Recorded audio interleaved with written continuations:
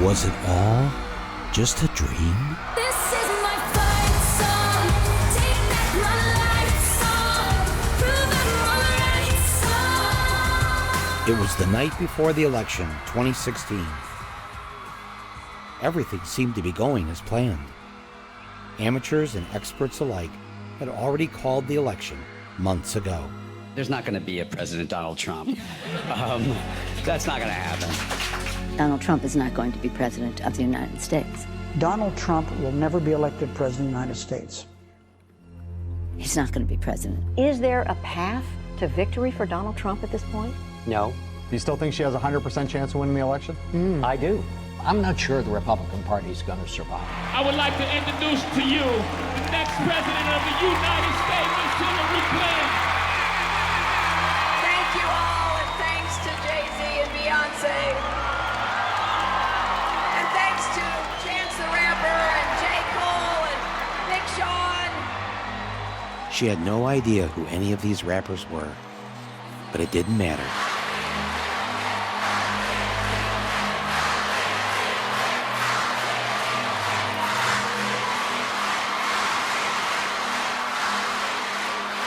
This is my fight song. The big day is finally here, and it's time to vote. A giddy nation awoke that morning to the news in the New York Times that Trump had only a 15% chance of winning. You know, growing up as a little girl, I never thought I could be president. It's becoming very real. Congrats, Hillary, our first woman president. Woo, Hillary, all the way to the White House. I waited over an hour to vote. I'm so happy. In Rochester, New York, thousands put I voted stickers on the grave of suffragist Susan B. Anthony. This is the most important election that I have ever voted in. I got to vote for a woman for president. We finally made it. This is my fight song. Take back my life song. Once the polls closed, before the votes were even counted, the champagne corks were popping at Hillary's victory party in New York City. This has a literal glass ceiling. A glass ceiling they're hoping to symbolically burst through tonight. Let's be one nation, indivisible, with a kick-ass president. Meanwhile, just 17 blocks away,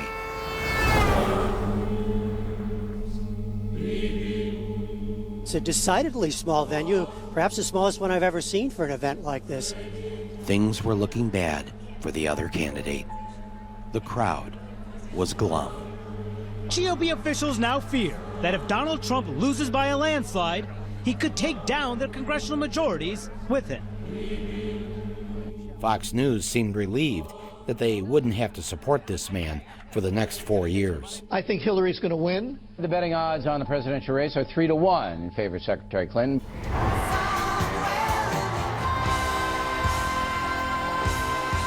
Look at all these wins we're projecting for Hillary Clinton right now. She wins New Jersey with 14 electoral votes. Mrs. Clinton is also performing strongly on the East Coast. Massachusetts, Maryland, and Illinois with 20 electoral votes. Hillary Clinton projected the winner. No huge surprises thus far. Then something strange began to happen. Big news for the first time tonight, really big news in the presidential race. We can project that Donald Trump will win the state of Ohio. Donald Trump will carry the state of North Carolina. and that is huge for Donald Trump. This is exactly what he needed to do. Donald Trump will carry the state of Florida, state of Wisconsin. He will win Wisconsin. Trump doing very well in Pennsylvania right now. The cliffhanger going on here in Michigan. 56% of the vote is in. Look at how close it is. Right now, Donald Trump is ahead. It's completely flipped now. To make matters worse, Fox News was using my name. Michael Moore, who knows white working class voters, has made movies about them, grew up in Michigan, had been saying all along to the Democrats, dismiss him at your own peril. And he said, I'm warning you, I know the people who live in my state, and I know how they think, and I know what their concerns are.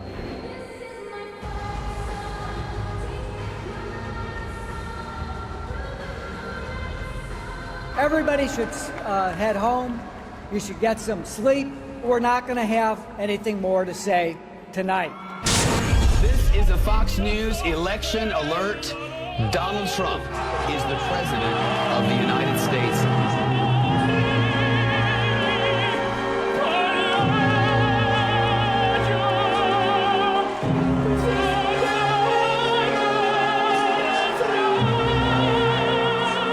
It looked like a perp walk.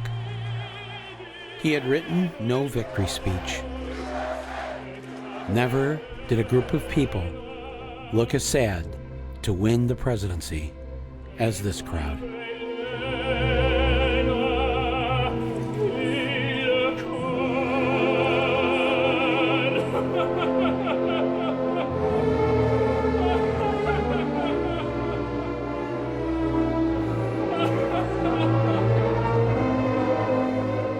At 2:29 a.m. on 11/9/16, our new leader's image was projected onto the Empire State Building.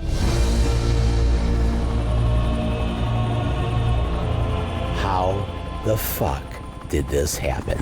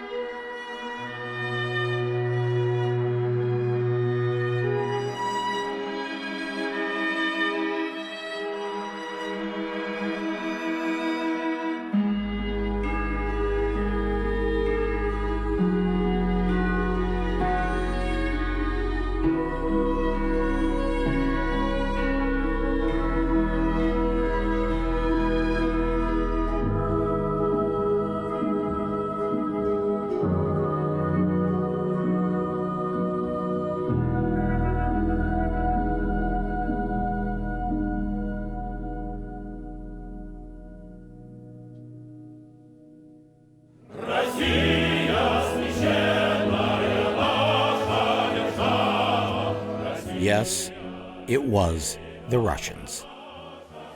And of course, it was James Comey. What a job. But history will record that no one was more responsible for Donald Trump being in the White House than this woman. That's right, Gwen Renee Stefani. Allow me to explain. Ladies and gentlemen, my father, Donald J. Trump. What you are about to witness is a fake announcement for a run for President of the United States. This idea was cooked up by Donald Trump when he found out that NBC was paying Gwen Stefani on The Voice more than they were paying him to star on The Apprentice. He paid a bunch of extras, $50 apiece, to be his cheering supporters. He would prove to NBC that he was more popular than Gwen Stefani, and then they would give him more money. He would also show them how good he was at improv with his fake presidential announcement. And that's when things went off the rails. They sweated like dogs. I'm really rich. I'll show you that. They do a website. It cost me $3 that I got from China in a war. The sun will rise. The moon will set. He wasn't a cheerleader. He was the opposite. Even our nuclear arsenal doesn't work. I think I'm actually a very nice person. We have nothing. I just sold an apartment for $15 million to somebody from China. I learned so much just sitting at his feet, playing with blocks. They're rapists, and some probably from the Middle East. And I promise I will never be in a bicycle race, that I can tell you. We now have a gun on every table. We're ready to start shooting.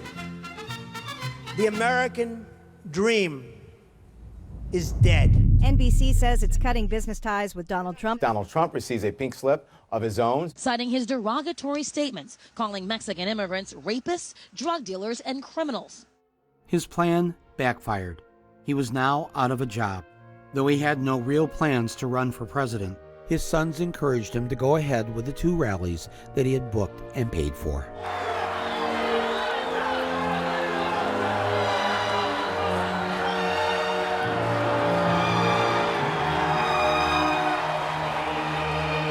As he looked around at the adoring masses, a crowd the size of which he'd never seen before, he had his epiphany. Unbelievable! Unbelievable!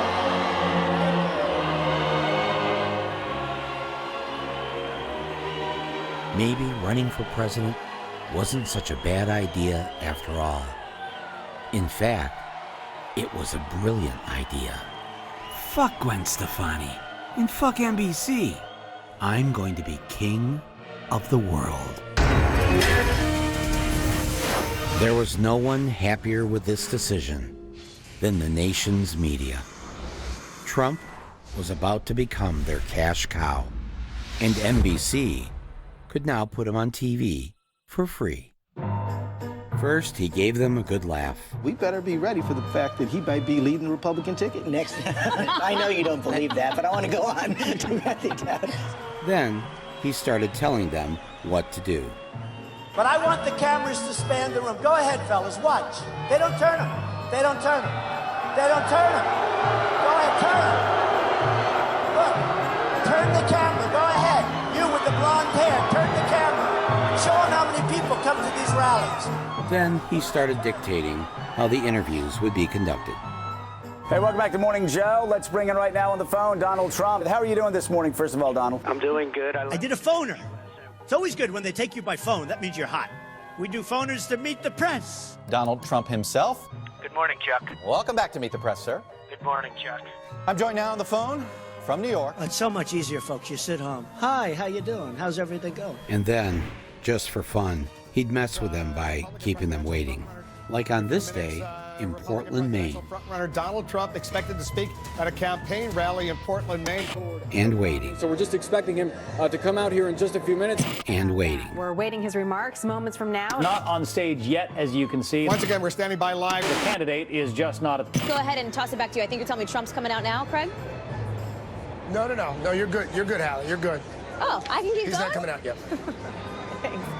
What will he say? We are, again, waiting. He can't seem to get a rally started on time. Watching that podium. And any moment now. A Fox News alert, still waiting for that Donald Trump. Let me show you. They're even up in the balcony. Take a look. Supposed to begin about 25 minutes ago. Donald Trump.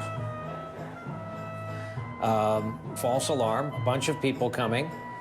Not one of them is Donald. He's getting ready to walk over to that lectern. Any minute now. We've been watching and waiting for the better part of the half hour here. I imagine he got a kick out of seeing just how long they put a live TV camera on his empty podium. Let's just keep a watch here because... Let's go. Donald Trump. Thank you so much. What a turnout. What a turnout. If you go back to the rallies, let me ask you a question. Did you put the rallies on because they were of news value or because they were driving ratings? Well,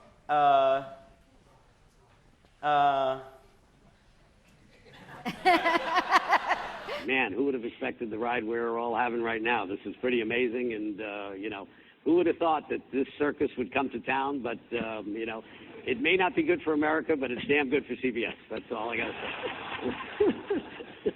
The money's rolling in, and it's amazing. That's all I can say. I've never seen anything like this, and this is going to be a very good year for us. All of the big networks were run by men, and some of their biggest stars shared a lot in common with Donald Trump. The word judgment has been used a lot concerning your use of your personal email. Why wasn't it disqualifying if you want to be commander?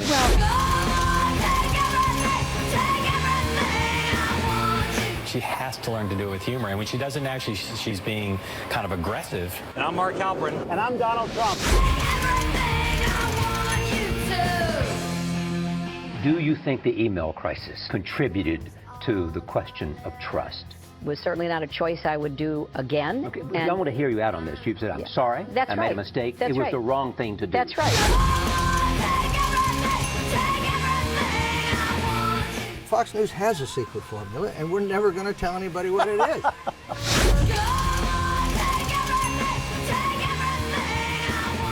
There's got to be some downside to having a woman president, right? Something.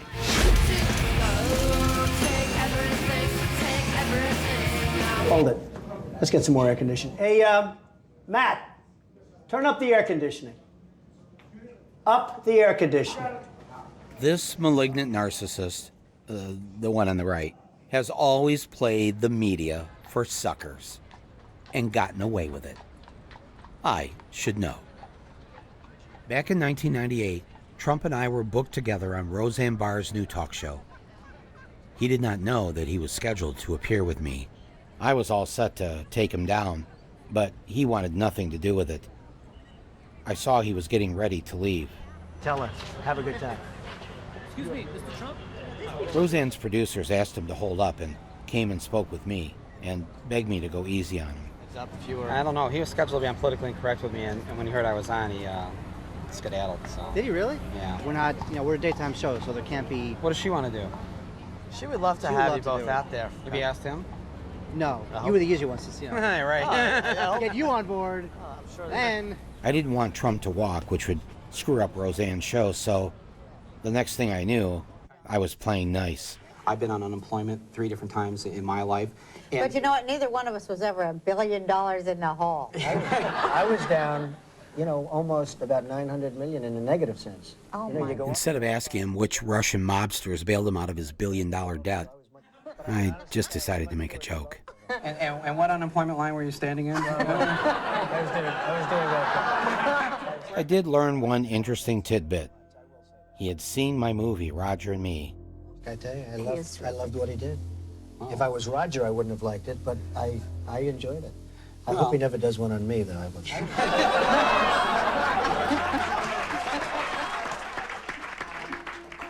It's very interesting, Bill, because I met Michael and had dinner with Michael years ago, and I found him to be a really nice guy, great guy. I never had dinner with Donald Trump. He just made that up. And that's not the only time I've been in Trump land. Here I am giving a back rub to Jared Kushner. Back in 2007, Trump's future son-in-law was so excited about socialized medicine, he threw the opening night party for my new movie. I think Michael chooses very interesting topics, and I think he's also one of the great people of stringing together an argument. He does a great job of putting together a lot of different clippings and a lot of different information in a way that it's very easily digestible by a lot of people. And if you had to throw out a topic for his next film, what do you think that would be? Knowing Michael will be something that we're not thinking about and something that, really needs a light to be shined on it. And you want to know who else had their grubby paws in my film? This guy. Years later, I discovered that it was Steve Bannon's company that did the home video release. Michael Moore's a master of the craft. I'm just an apprentice. He has integrity. I actually admire Michael Moore as a filmmaker. I think he's a great filmmaker. I don't agree with his politics, but I think he makes great films. Okay, I don't know what to make of that, but it seems I'm a bit too comfortable with the enemy. Here I am on Facebook Live, just 2 days before the election, trying to inspire people to vote for Hillary, and guess who pops in? Huh? Oh my God! Kellyanne Conway, oh my God. We met. Michael, be honest, who's going to win Michigan? Even if I did know Kellyanne from being on talk shows with her, this was over the top. As I snuggled there with Kellyanne on 5th Avenue, 66 floors above us, sat the soon-to-be president, snuggling his bucket of KFC. And it made me think, how well did we really know Donald Trump?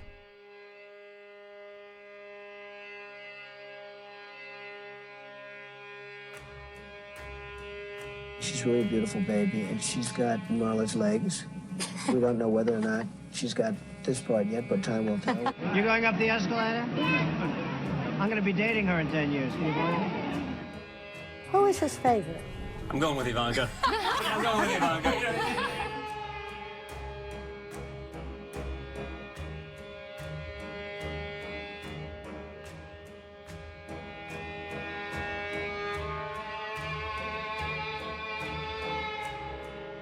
She's 6 feet tall. She's got the best body. When Ivanka Trump came on stage, it's nice to see a dad kiss his daughter. Trump responded, he kisses her every chance he gets. Did your daughter get breast implants? No, she didn't. I mean, I would know if she did. She's actually always been very voluptuous. You are special. You remind me of my daughter. I like you. I like you. And you had sex with her? Yes. He's very proud of Ivanka. He said I was beautiful like her. If Ivanka weren't my daughter, perhaps I'd be dating her. You know? Stop it! Oh, it's so weird. What's the favorite thing you have in common with your father? Either real estate or golf. Donald, with your daughter? Well, I was going to say sex, but I can't relate that.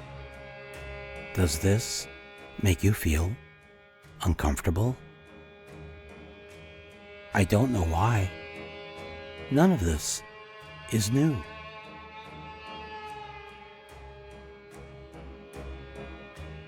He's always committed his crimes in plain sight. We expect to be successful in court. We knew about this. Should he have ever been able to build or own another apartment building? He did this too, right? Demanding the execution of 5 innocent black teenagers. And let's all hate these people, because maybe hate is what we need if we're going to get something done. You don't know who did that crime. And we all definitely knew about this. All I want to do is see this guy's birth certificate. And yet, neither you nor I called or wrote NBC America's boss, Donald Trump, to have an admitted racist removed from the air. His racism, his misogyny. To have the owner come waltzing in when we're naked in a very physically vulnerable position. You know, I'm inspecting. I want to make sure that You're like everything a is doctor. good. You're there. Yeah, the dress. Is everyone okay? You know, they're standing there with no clothes. And so I sort of get away with things like that. All of this done out in the open. As if by doing it publicly, it was okay. No one would object. Even committing treason on worldwide TV was acceptable because he didn't hide it.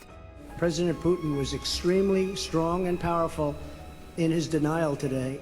Trump loves the strong man, the autocrat, the dictator.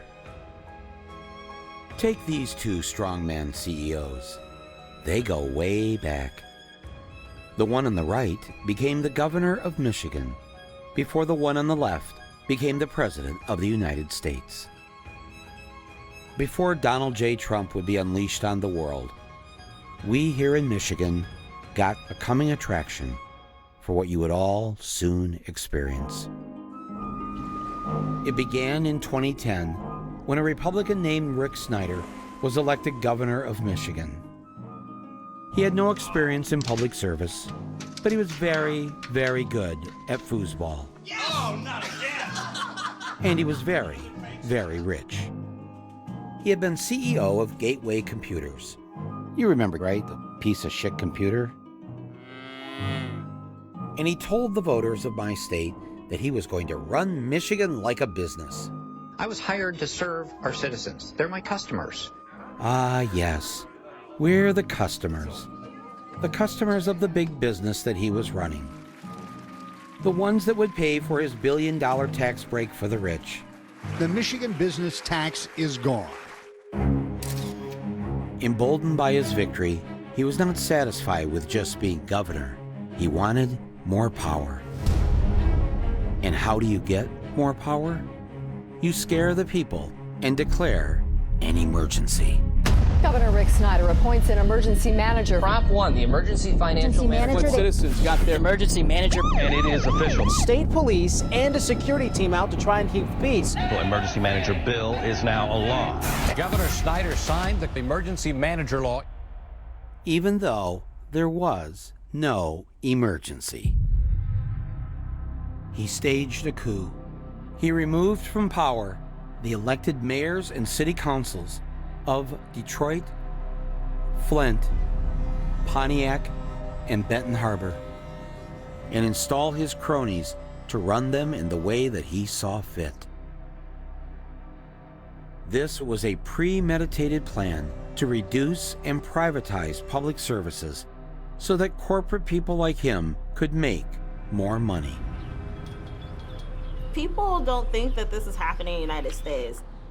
If you don't say like Flint, Michigan, and you just say the powers of this person, like they'll think like it's Honduras. This is a way to target Black and brown communities. It was a king. The governor put a king into the city of Flint, and he ruled without being responsible to anyone. Look at the cities in Michigan that are under emergency management. The ones the governor took over. The governor took over. At one point, 50% of African Americans in the state were under emergency management, compared to 2% of whites. Governor Snyder's idea to remove democracy from Michigan's black cities so impressed the future president that he came to offer his support. Can you share your thought on an emergency manager situation that's still unfolding in our city? Well, that is unfolding. I've been reading about the emergency manager, and my attitude is whatever it takes to make that next step. We could say this maybe a little bit about the country. Whatever it takes to get it to the next step is what I would support. Governor Snyder wanted to flex his new autocratic powers. He saw an opportunity to take advantage of the poorest city in the country and of the largest source of fresh water in the world. Option A was that he could just leave well enough alone. After all, for 5 decades, the city of Flint got its water from Lake Huron, a 10,000-year-old pure glacial lake, water delivered to Flint through publicly owned pipelines. Or there was option B. Why not build a new, completely unnecessary pipeline that would benefit investors, his major campaign donors, and banks like Wells Fargo? The only catch was that while the new pipeline was being built, Flint would have to switch over from Lake Huron to the industrial sewage ditch known as the Flint River. We believe there was a significant financial fraud that drove this. Was it for the benefit of the local unit of government or for the individual? Individuals. At those levels? Individuals are doing it for themselves? Yes. I believe greed drove this. In April of 2014, the governor switched the city of Flint's drinking water to the Flint River. Here's the Flint. Here's the Flint. Here. Here is his team toasting each other over what would amount to, in essence, a slow-motion ethnic cleansing. 3, 2, 1. Some residents are wondering, will we see a change? No, the average resident won't notice any difference. Look down in there. Within days, the average residents noticed a difference. A big difference. That's nasty. Their hair started to fall out. Skin rashes appeared all over their bodies. And the children got sick. Parents whose children showed no symptoms were still worried that they might be sick. Because as one doctor noticed, nearly every child had ingested lead. There is no safe level of lead in a body of anybody. There is no safe level of lead. It is potent and it is irreversible, which means once it is in your blood, it wreaks havoc. You mean irreversible for how long? Forever. It literally drops IQ levels of children. It leads to impulse disorder and then memory issues, violent behavior, aggressiveness. It also impacts your DNA. Moms exposed to lead, you can see the DNA changes in their grandchildren. Word of the developing disaster reached the governor's office. And so he quietly dispatched an aide to Flint to find out what exactly was going on.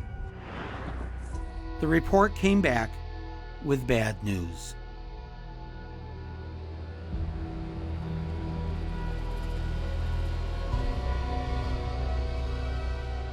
The state investigator recommended switching immediately back to the Lake Huron water. But the governor seemed to have other thoughts, like getting PR people to make the problem go away. Water that is leaving the plant is always assured to be at the top notch of quality. For the governor, there was an even greater tragedy. The Flint River water was corroding the auto parts at the General Motors factory. When the governor heard this, he blew his top. After all, General Motors had donated hundreds of thousands of dollars to the Republican Governors Association to help elect candidates like Rick Snyder. And here he was, damaging their property. For Governor Snyder, that was a bridge too far. He immediately ordered the water in Flint to be switched back to Lake Huron, but only for the General Motors factory. The people of Flint would continue to drink the poisoned water. Nobody's going to believe this, that the one GM factory that's remaining here in Flint, they got to hook back up to the fresh, clean Lake Huron water, and everybody else. And we were like, well, what's happening to our bodies? And they were like, they went back to, it's safe as meeting all federal and state guidelines. And that was like the drum. But the auto parts that had to be washed in the factory had to have the clean, pure water. Yeah. From Lake Huron. Yeah, because profit reigns supreme. We didn't own General Motors. That's why we didn't get like the clean, safe water. So, you know, Trump is looking at this whole Flint water poisoning, and he's got to be thinking, wow, the governor got away with poisoning a majority black city? What will I be able to get away with? Look at my African American over here. Look at him. Go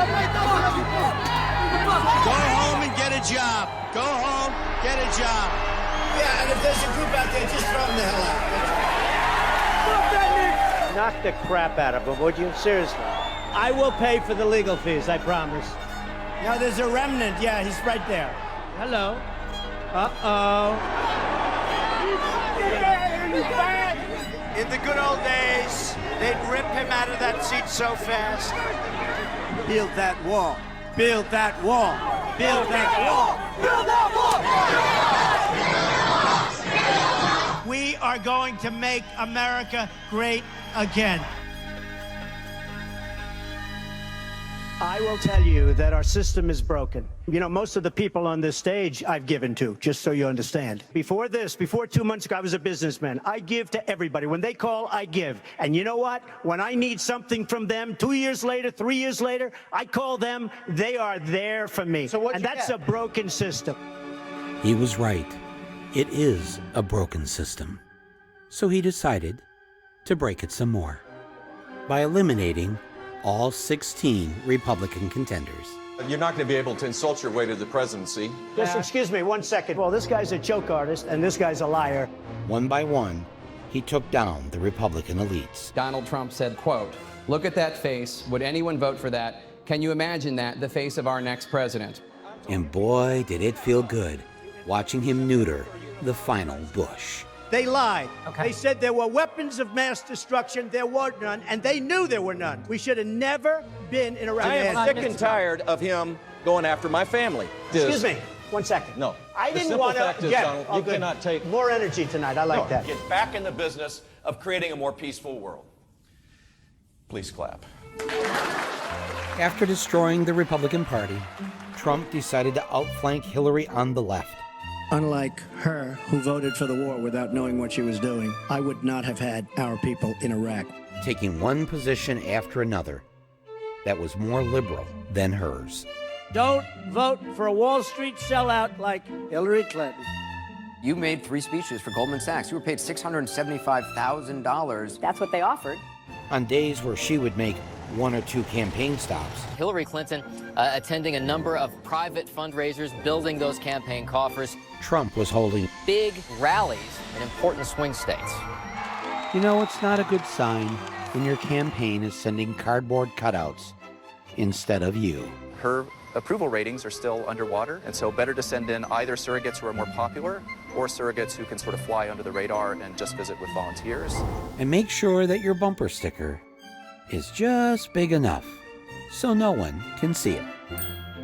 The American people that live outside the Beltway, that's the real America. That's the real people out there, and those are the real people who are going to go vote by the millions for Donald J. Trump. Real America sees what's going on here. What I would call the real America, which is working class. That people out here in real America think is crazy. There seems to be a misunderstanding about who the real America is. Let me share with you a fact that has never been stated in the press, or reported on the nightly news, or even spoken amongst ourselves. The United States of America is a leftist country. That's right. We are one rockin', shit-kicking, gay-loving, gun-rejecting, race-mixing, pot-smoking, tree-hugging, hip-hopping, anywhere breastfeeding, quinoa cooking, left-leaning liberal nation. Here are the facts. The vast majority of Americans are pro-choice. They want equal pay for women, stronger environmental laws, legalized marijuana, a raise in the minimum wage, Medicare for all, tuition-free college, free childcare, support for labor unions, a cut in the military budget, break up the big banks. Most Americans don't even own a gun, and 75% believe that immigration is good for the U.S., and on and on and on. Heck, Texas isn't even white anymore. Houston had a lesbian mayor. When you think Texas, you need to think lesbian. All power to the people. The values they stood for in the 60s and 70s This is a meeting of American radicals. are now the beliefs of this great land. Put your whole face over that. Yes, there. Those crazy motherfuckers have won. And I love the smell of essential oils in the morning. If America is us, and we're the majority, why is it that we do not hold a single seat of power? Not the White House, not the Senate, not the House, not the Supreme Court. In 50 of our state capitals, the Democrats control only 8 of them. Yet in 6 of the last 7 presidential elections, the popular vote was won by the Democrats, which means the Republicans have won only once in the last 30 years. This is the ceremony that takes place every 4 years, when the votes of the Electoral College are brought in to the U.S. Congress inside baby coffins. What they should do is bury those ballots with the Electoral College itself, the last vestige in our Constitution that was written to appease the slave states over 200 years ago. People, can we please be done with this? The Sergeant at Arms remove the protesters from the gallery. Chamber will be in order. The change will be in order. You can't call it a democracy if the person who gets the most votes doesn't win. So if the American people have made it very clear that they want the Democrats running the country, then why aren't they? I'm prepared to make a whole range of compromises. Compromise. Compromise. Compromise. Compromise. Well, we sat down and made a compromise. Compromise. Compromise. Compromise. And real compromises. Compromise. Compromise. Compromise. Compromise. God bless you, Speaker Dana. So when did all this compromising start? As far back as the last president who said, "Make America great again." No, not him. We can make America great again. Him, Mr. Bill Clinton, the man from Hope, Arkansas. Back in the 80s and 90s, Republican campaigns were flush with corporate cash, and they were winning elections. The Democrats, meanwhile, saw their labor base decimated. Labor was so lost, they couldn't even come up with something to put on their picket signs. So what better way to get in on the action than to start acting like a Republican? Bill Clinton went on a tear, launching a mass incarceration of black people, deregulating the banks to let them run amok, shipping 1 million jobs to Mexico under the guise of free trade, eliminating most welfare support for the poor, and making it illegal to marry someone of your gender.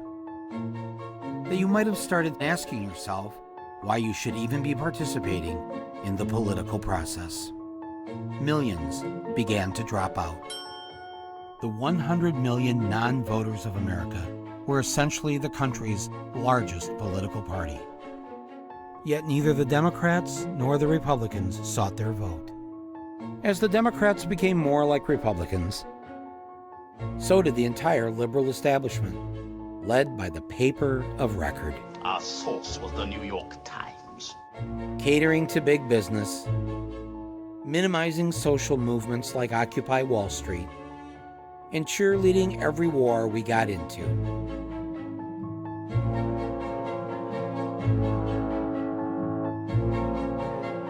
We needed to go over to that part of the world, and what they needed to see was American boys and girls going house to house, from Basra to Baghdad, basically saying, suck on this. It also tries to dictate elections. Bernie Sanders' message resonates with a certain age group, his own. That's the headline. When you read that now, after, seeing what actually happened. Seeing Bernie in person and hearing, the purpose of that article was to try to stop you. Michael, it was more than just that article. Look, we were a real threat to the liberal establishment. Because if you think that the New York Times or the Washington Post is really going to be talking about the issues that are important to working people in this country, are going to be talking about the need to take on the billionaire class, you would be very mistaken.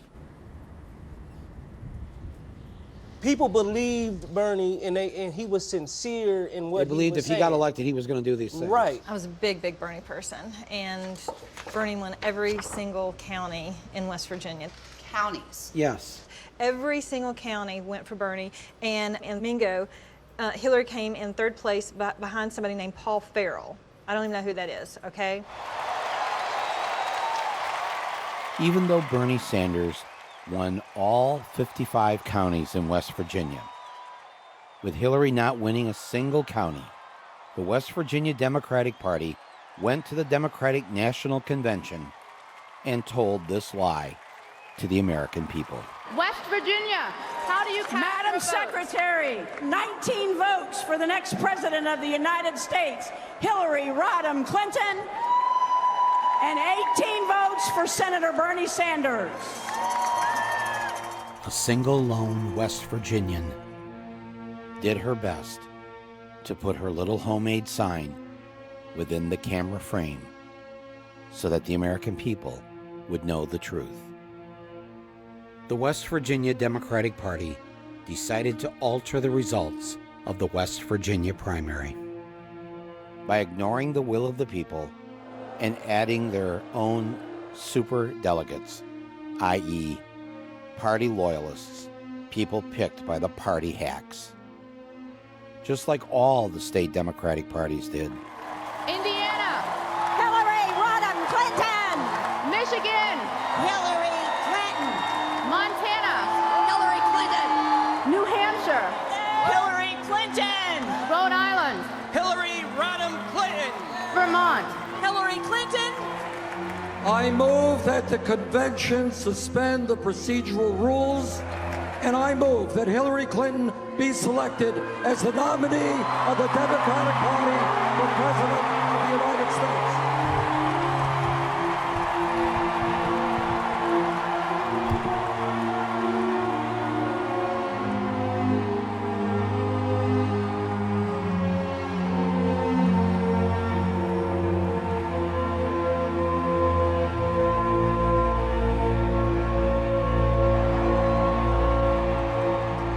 It was a betrayal. People were so disgusted with it. People left the Democratic Party. They just exited. This just tells people to stay home. I think so. Don't bother. Bingo. Yes. When the people are continually told that their vote doesn't count, that it doesn't matter, and they end up believing that, the loss of faith in our democracy becomes our death knell. The strong man, the autocrat, only succeeds when a vast swath of the population decides they've seen enough and give up. But as the people of Flint protested, the governor and his spokespeople kept lying about the water. This is certainly a situation that deserves attention. I do not think that it rises to the level of a statewide emergency. Why not? There's just we are here with the resources necessary to address the situation without that declaration. Anyone who is concerned about lead in the drinking water in Flint can relax. There is no broad problem right now that we've seen with lead in the drinking water in Flint. Let's get the facts, let's keep working this, and let's remember, water isn't the only source of lead, and so we need to make sure we're encouraging people to look at other places that could create a threat. I actually started working for the health department November of 2015. This is April Cook Hawkins. She was asked to participate in the cover-up. I was the case manager here in Flint, Michigan. All of the results in regards to the blood levels, I inputted those numbers and made sure all of those numbers were correct. And while doing so, she discovered that the government officials had cooked the books. My supervisor asked if I would go in and help them out with the numbers and not show certain things. Because someone came in and they test high, the health department didn't want that number to be shown. She began secretly making printouts of the falsified records and was afraid to show them to anyone until she brought them to me. Is this an actual document that you kept as a piece of evidence? Yes. The normal number is 3.5, and anything over 3.5 is considered a high lead level. 6, 6, 5, 6, 5, 5, 6, 7, 10, 6, 8, 6, 6, 14. Not a single number that says 3.5 or lower. No. That means every child on this sheet of paper has an elevated level of lead. Yeah. And I said, so let's just call the parents and retest. And they said, no, we can't do that. Just put them in as a 3.5 then. And so the parents aren't able to start taking immediate action to help the child that's been lead poisoned. They think their child is fine. And they, My child tested low. You knew these parents were getting letters that were not telling the truth. Correct. Just put them in as a 3.5 then. And you said? I said, no, I couldn't do it. And that's when things kind of hit the fan for me. Somebody told somebody to do this, to cover up what the state was really up to. Yes.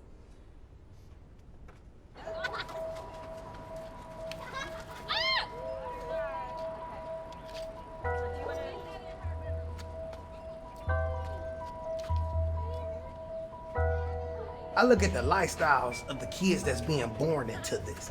You know what they know? They know a bottle of water and a toothbrush and toothpaste is normal. That's how I brushed my teeth in Iraq. I took bottled water showers in Iraq. So I compare how I live now, how I lived in Iraq as far as when it comes to water. I had more water supply in Iraq than I did now. And we need to not have the highest water bills in the nation, especially since Michigan has 85% of the nation's fresh surface water, 20% of the world. You know, then there's people who have to choose between their water bill or medication, water bill or childcare, water bill or car note, water bill or rent. When you have the highest water rates in the nation and the poorest city in the nation statistically, who has time to protest? You might want to, but you have to feed your family. What this disaster created is a prison called Flint. No one would move here, which meant no one could leave. If I was going to describe Flint to someone from out of the state that had never been here, I would let them know that we have a very good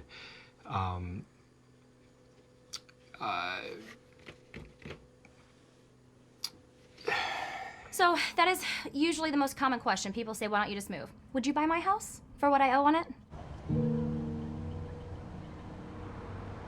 Unfortunately, this water crisis could be almost the final nail in the coffin for Flint.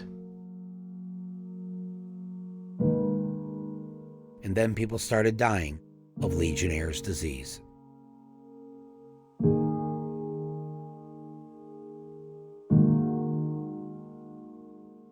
This outbreak of Legionnaires was one of the highest in the country, and it was directly related to the water crisis.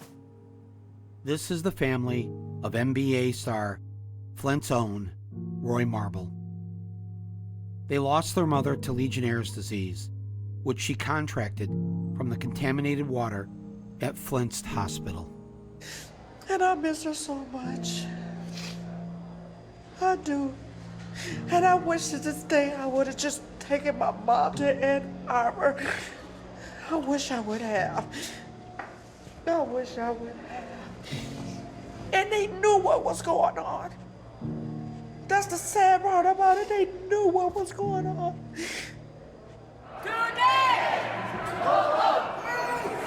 Don't let anybody tell you this is just about water. This is about greed. This is about political corruption. Get your hand off me. Don't touch my wife.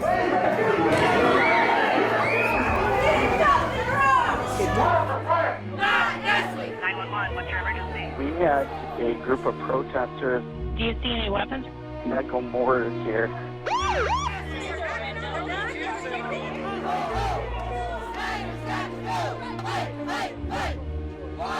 You know what, let's call this what it is.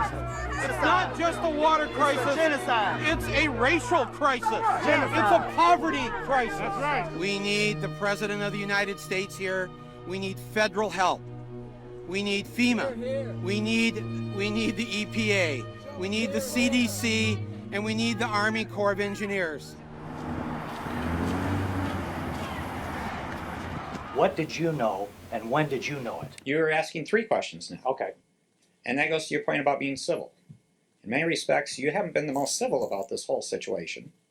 And I'm always happy to answer questions. We stayed here to answer additional questions, and we're trying to be open and transparent.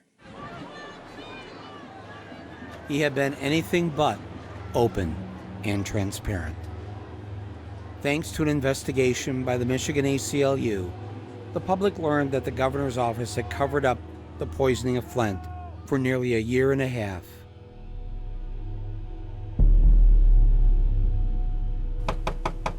We've been to homes like Saturday and one today where the windows, there's holes in the windows, and there's little, like young children, they've got like a little blanket around them, and many of them have fallen on hard times.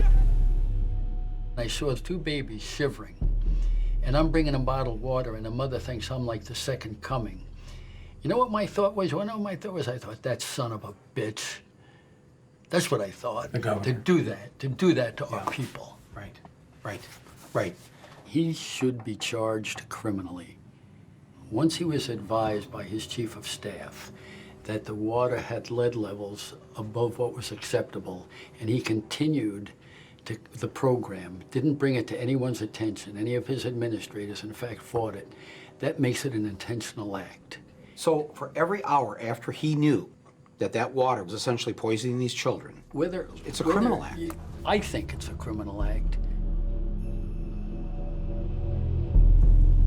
No terrorist organization has yet to figure out how to poison an entire American city.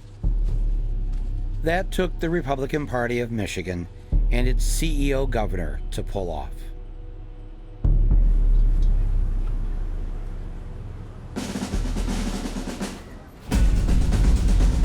I decided to go and make a citizen's arrest. Here to the governor's office. Okay, just hold on a minute. All right. All right. Yeah, no.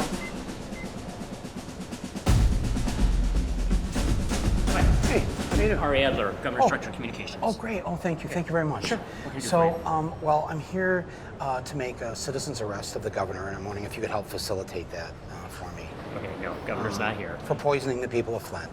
Well, Knowingly poisoning the people of Flint. there were mistakes made. There was a water crisis in Flint. Water quality in Flint is now testing well below any kind of action level at the federal level. So the water's safe? Some of the current tests are currently showing that it's actually testing better than bottled water. Better than bottled water. I actually have a glass of water here from the city of Flint. I brought with me all the way from Flint. If it is great water, would you mind drinking it right now? I'm not going to just drink a glass of water that I don't know where it came from. I just told you it came from Flint. If you'd like information or You whatever I can do to You think advise this you water's to still help you. poisoned? I do not think that at all.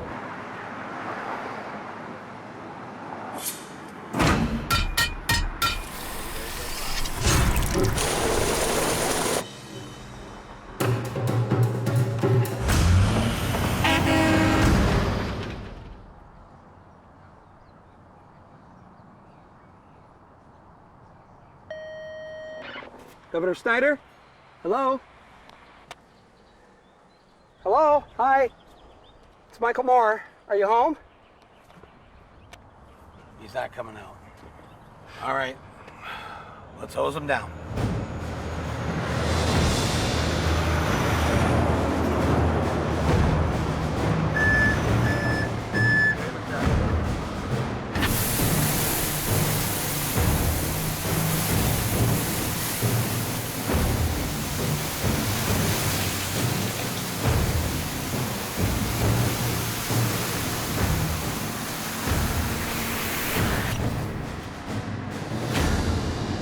I just got back from Flint. Yeah, that Flint. I saw that dirty water with my own eyes. But not to my surprise, Governor Snyder, you're not much of a provider, 'cause Flint ain't fixed. Every single child in Flint, 10,000 children, Flint ain't fixed. had drank the lead. Flint ain't fixed. The children up there are sick. The lead in the water is thick. Flint ain't fixed.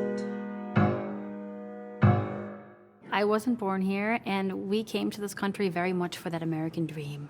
And, you know, with nothing besides education. You know, my dad was a GM employee, my mom was a teacher, benefited from, you know, union contracts, sent their kids to Michigan's public schools.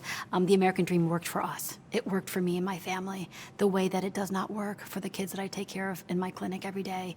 They are literally waking up to a nightmare of injustice, poverty, lost democracy, and that is another lesson we need to learn from Flint.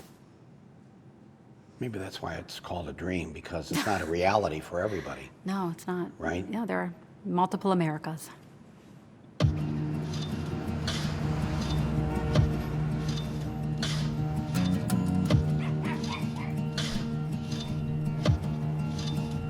You decided that was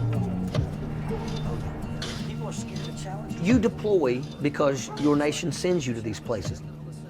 And then one day you come home and you realize it was all a lie. Our town is dying. 1 out of every 4 homes is an abandoned, dilapidated structure, and you get told, keep picking up trash and let leaders do what leaders do. elected leaders in our towns, in our states, in our country, absolutely are self-serving. They have no idea of what it's like for a single parent to put food on the table for her child. You know, you come home and you realize that I can take you 5 minutes from here and show you where kids have it worse than the kids I saw in Iraq and Afghanistan. So that's why I come back here and I started speaking up for the things that I believe in, and I will not shut up for nobody. And I don't give a shit who you are. I'll fight you in the damn street right now. Okay, I'm sick and tired of people telling me that America is the greatest country because we can whip your ass. I mean, we don't have health care for everybody. We don't have that. We have homelessness that's everywhere. We have an opioid epidemic that has absolutely destroyed our communities, has killed more people last year than all the lives lost in the Vietnam War, and we're not willing to go to war against Big Pharma. how come we don't have more people like you on our side? We do. Now, let me tell you something. There are many people out there. Where are they? My name's Alexandria. I'm running for Congress here. I looked at the match between our representation, our community, the special interests that are kind of hurting what's going on here. And then I looked around and saw that the seat hadn't been challenged in 14 years. It really just felt like if nobody's gonna do it, then I gotta do it. My name is Rashida Tlaib. I'm running for the U.S. Congress. I'm running to become their next congressman in the midterm elections. I'm here doing this because listening to the speeches at the Women's March inspired me. I'm a professional backyard chicken farmer. I had never run before. And you're an author? It's just a how-to book called My Pet Chicken. In the back I have recipes. I believe that in a modern, moral, and wealthy society, no person in America should be too poor to live. That's what I think. That's simple. Her views, her policy positions are actually downright scary. Let's see, single-payer, universal health care, universal jobs, government-subsidized housing, free colleges. She wants to abolish ICE and, of course, impeach President Trump. I don't think he knows how to deal with a girl from the Bronx. We'll see. People always say, you gotta wait your turn, Rashida. And I was like, what turn? I didn't know there was a line. I'm actually running for Congress. Hi, sweetie. You probably also see me get kicked out of the Trump rally. Donald Trump was coming. He was less than a couple miles from my house. We found out that the Detroit Economic Club was not going to allow questions. First time ever in history. Well, we were taken aback by that. Why can't we ask questions? Detroit. So 12 women came there and every 2 minutes interrupted.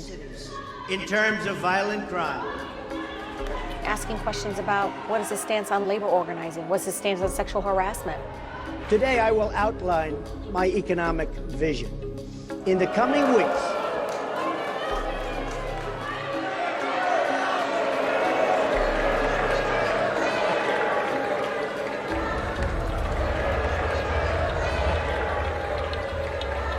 my campaign is about reaching out to everyone as Americans and returning to a government that puts the American people first.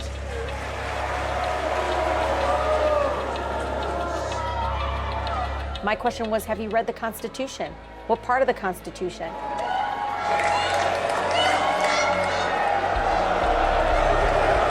That was the most American thing I could have done.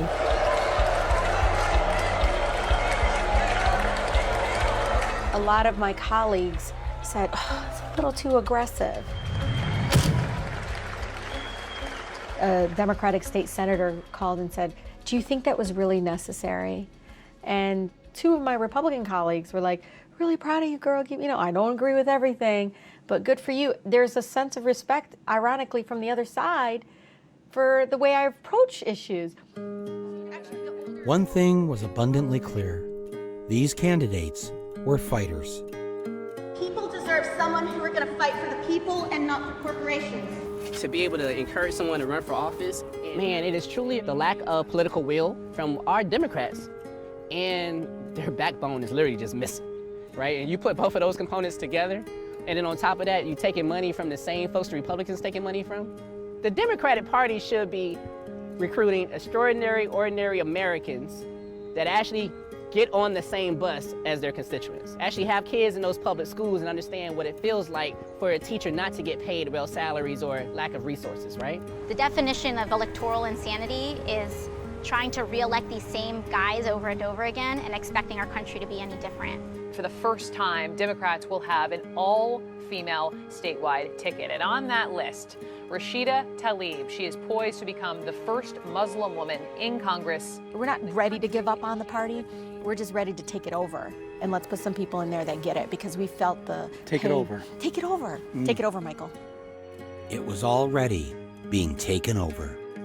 Hundreds, if not thousands, of insurgent candidates, many of them women. They weren't just running against Republicans. They were running against the establishment of the Democratic Party that has led them to defeat for so many years. This old guard had tried to keep the candidates on the moderate side of things, to stay in the center, to not rock the boat. In other words, to lose. 51% of people between 18 and 29 no longer support the system of capitalism. Well, I thank you for your question, but I have to say we're capitalist, and that's just the way it is. The we who are capitalists, is she talking about her constituents? Or maybe she means the people who fund the Democratic Party. They enlisted their friends in the media to tamp down the democratic revolution that was underway. I think the party moved too far to the left. Much farther to the left and out of touch with working class voters. And if her win makes her into what Kellyanne Conway called the new face of the Democratic Party is not going to have a very bright future. The worst damage happens behind closed doors, where Democratic Party leaders do their best to stomp out the hopes and dreams of those who would like the Democrats to actually win. Take the case of Levi Tillemann of Colorado, a Democrat who was running for Congress. Levi was struggling because the Democratic leaders threw all of the party's money behind a more moderate, hand-picked candidate. So Levi secretly recorded his conversation with the number 2 Democratic leader in the House, Steny Hoyer, who then schooled Levi on how this all works. Levi, I want to talk to you about this congressional race. You would like me to get out of the race? That's correct. Yeah. I know you're fundraising for Crow. I am for Crow because a judgment was made very early on. Very early on, before voters had to say, that's fine, because the DCCC knows better than the voters of the 6th Congressional District, and we should line up behind that candidate. That's certainly the consequence of our decision. I mean, it's undemocratic to have a small elite select someone and then try to rig the primary against the other people running, and that is basically what's been happening. I hear you, and I disagree. But you were part of that process as well. You said absolutely. Yes, yeah. I've been at this a long time. My name is Alexandria. Getting on the ballot, we ended up rolling into the Board of Elections, and we turned in almost 5 times the required amount of signatures. On the street? We left, and within 15 minutes, these like super high-priced lawyers came rolling into the Board of Elections, demanding to pull our files, looking through every single one, Democratic Party. looking through to see who they could bump off. I'm running a grassroots campaign. I'm not accepting money from Big Pharma and Big Energy. You know, my team, I have received messages from people all over America that says, who's running your campaign? And when I tell them, they are floored. What do you mean by who's? What you mean, like who's your campaign director, your finance director? My campaign manager drives a truck across. He's a cross-country truck driver. Right now, he's in North Carolina driving a truck. I mean, that's his full-time job. And he's another person that will fist fight you in the street for what he believes in. No, I have to fight 2 of you in the street. Fuck, come on, you get it. It's how we roll down here in West Virginia. You don't have to be ex-military to have the fighting spirit. Sometimes the bravest people are the ones you'd least expect. When you're a teacher in West Virginia, you're so much more than a teacher. We're social workers. You know, we're mothers. I know last year I teach seniors. There were 8 students in my class that had me in their cell phone as mom.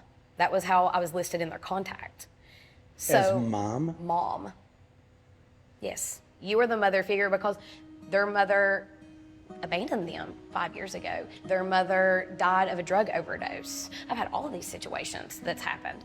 but we still live paycheck to paycheck simply because we don't make hardly any money. The teachers' pay in West Virginia is ranked 48th out of the 50 states. Some of these teachers live below the poverty line and qualify for food stamps.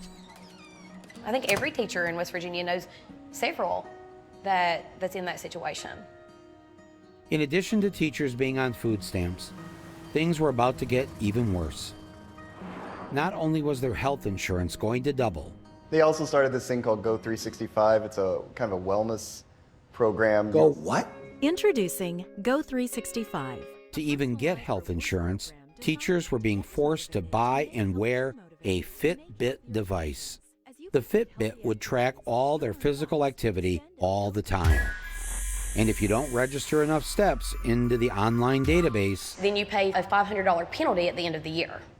You know how weird this sounds? Like how darkly strange and wrong? Yes. Yes. And who was behind this tracking the teachers idea?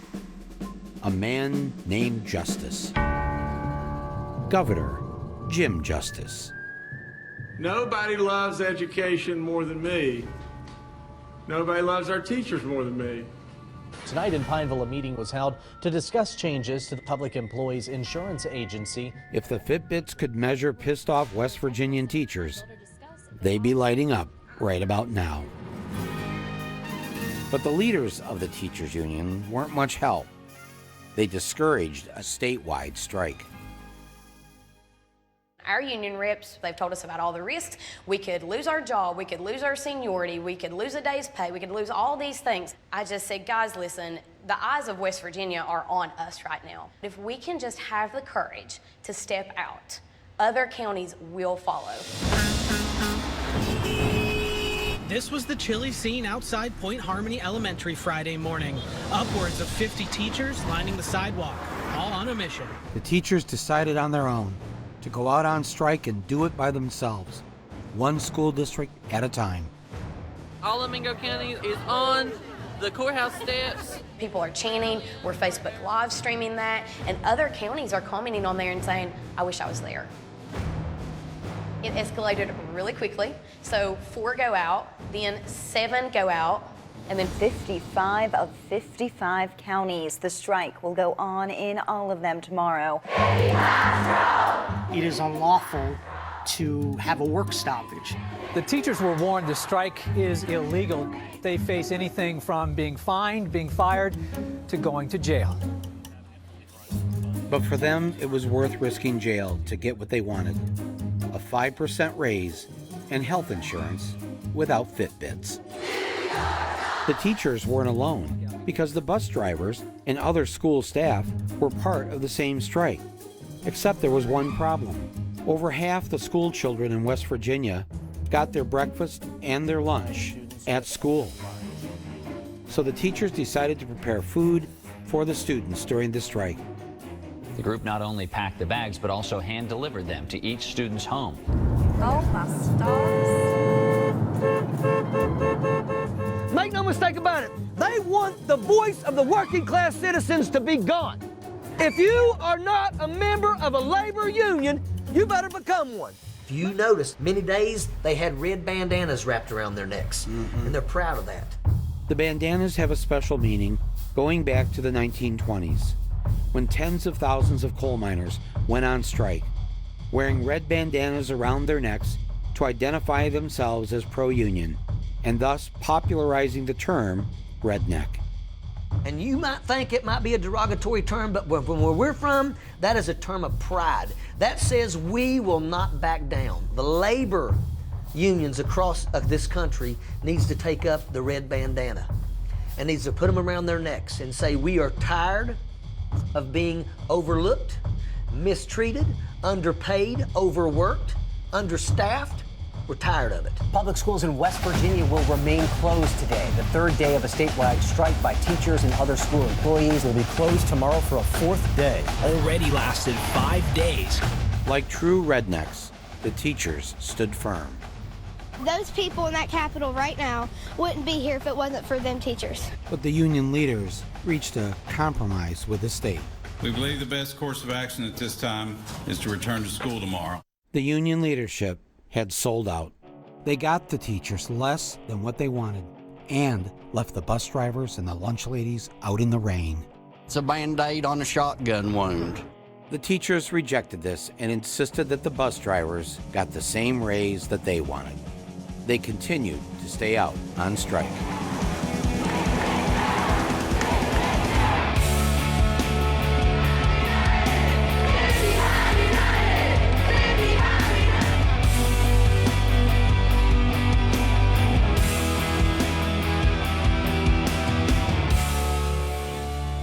They held firm day after day. And after 9 days of striking,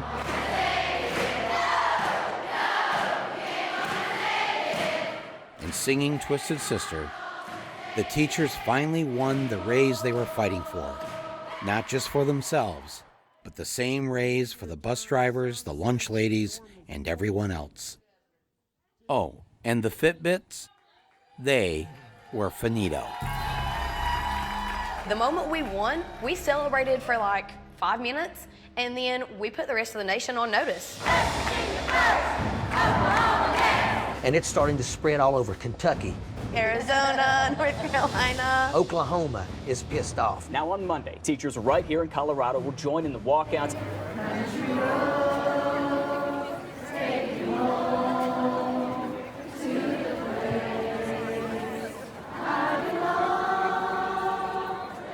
When working class people come together and say, we're not leaving until you give us what we want, there's no money or anything more powerful than that.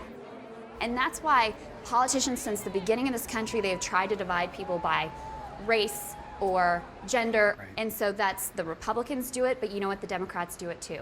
The Democrats say that the concerns of the people here don't have anything to do with the concerns of the people in Flint, Michigan, and that's bullshit. All right, so here's the plan. I'm gonna go take an Uber in the afternoon before 2:40. From there, I'll go into school campus, load my bags, and get my AR-15 and a couple tracer rounds. Wait, and people will die. Location is Stone Douglas in Parkland, Florida.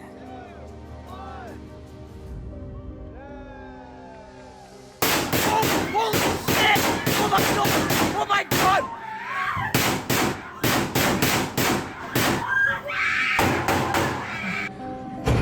Oh my god!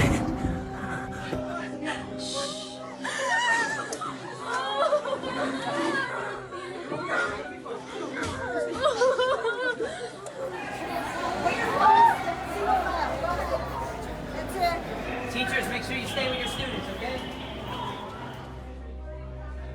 And, like clockwork, came the thoughts and prayers. Thoughts and prayers. And our thoughts and prayers. In our thoughts and prayers. Quote, our thoughts and prayers. Thoughts and prayers. Our thoughts and prayers. Our continued thoughts and prayers go out to all. And they always tell us not to make these shootings political. A group of teenagers said, well, that's the end of that. They decided to make it political because it was political. In response to President Trump, I would say this. You want to look back on our history and blame the Democrats? That's disgusting. You're the president. You're supposed to bring this nation together, not divide us. How dare you? Children are dying, and their blood is on your hands because of that. I'm going to happily ask him how much money he received from the National Rifle Association.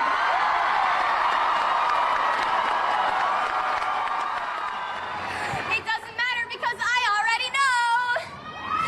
$30 million! And divided by the number of gunshot victims in the United States in the 1.5 months in 2018 alone, that comes out to being $5,800. Is that how much these people are worth to you, Trump? They say that tougher gun laws do not decrease gun violence. We call BS! They say a good guy with a gun stops a bad guy with a gun. We call BS! They say that us kids don't know what we're talking about, that we're too young to understand how the government works. We call BS! To all of the generations before us, we sincerely accept your apology. And we appreciate that you are willing to let us rebuild the world that you fucked up. These fearless kids are on fire, and the fire was spreading. 1 month after the shooting, there was a National Student Walkout Day. But this middle school principal didn't want to let the kids off campus. Basically just all ran out. I'm not sure if they're letting us organize. They can't expel everyone here because that's insane. West Glades, you may go back the second period.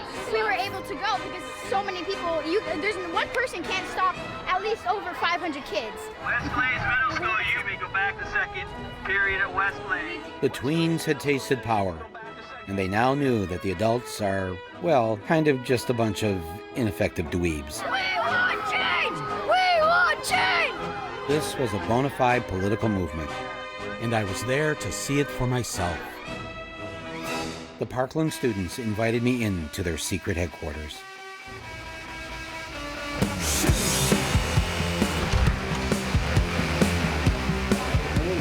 I think it's just insane to think that within a month of this happening, the pace that we've gone at, we have an international NGO that we're running out of an office space in the same city now. 22 students. Being run by 23 walking hormones with probably a lot of ADD in between. I don't know if it was the hormones or the ADD, but the international march they were organizing was taking off. What's it up to? It's at 820. Yesterday was at like 760 something. That's like several more marches in a day. Did you just say 830? My generation, the generation after me, maybe we did one thing right. We raised you. On the contrary, social media raised us. Yes. My phone. And like you see it like communicating with other young people Yeah. about what the real truth is. Yeah, exactly.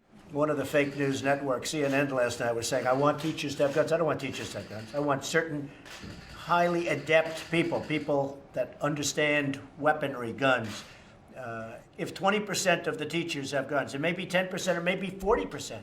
We need to let people know, you come into our schools, you're gonna be dead, and it's gonna be fast. This is about us demanding change, and this is about the fact that we have already won. It's just a matter of when. Thrust into instant activism, the students went to the place where change is supposed to happen. The state capitol building in Tallahassee, one of the few places in Florida where you're safe from guns. He didn't even reach 18 years old yet. He was a boy who got shot in the head because of your law saying that an 18-year-old boy can carry a military-aid weapon to kill. The students were impeccably prepared. Some of the legislators, not so much. You can shoot as many bullets with a handgun as you can with these rifles. But civilians with such high-capacity magazines, do you support that? When you say high-capacity magazines, that's the number of bullets. Yeah, I've heard different positions on that. All we want is an answer as to how are we going to fix this and continue our life, not living in fear. Yeah, it's going to take a lot. It's going to take a lot. It's going to be multifaceted bullet points of coming in from all kinds of different angles. Government is set up to move slow, okay? There's committees, there's dual houses. It's not like cutting grass. Cutting grass, you can immediately turn around and see this is the product of what I've done. But your personal stance on assault-style weapons like an AR-15? Yeah, it's a head scratcher where we are. So it's going to be a debate. I've always defended people's right to defend themselves. An AR-15? I haven't got specifics, so you're asking me specifics yet, Jake, and I don't know, but They quickly learned that asking for help from a politician who gets an A+ rating from the NRA gets you nowhere. Take the camera off for me. You need to challenge them directly. Senator Rubio, can you tell me right now that you will not accept a single donation from the NRA in the future?